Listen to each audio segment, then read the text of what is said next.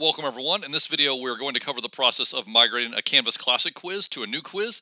And since the Classic quiz tool is going to be sunset in March of 2023, this is something you will probably want to do as you go throughout this school year.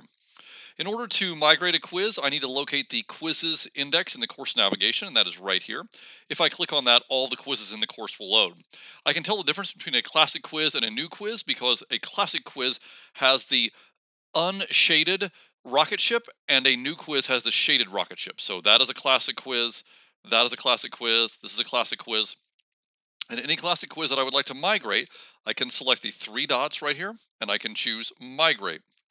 And once I do that, the migration in progress button will show. You can see now that I have refreshed my screen and the quiz migration process is underway. And this will take anywhere from a couple of minutes up to 10 or 15 minutes for that new quiz to show.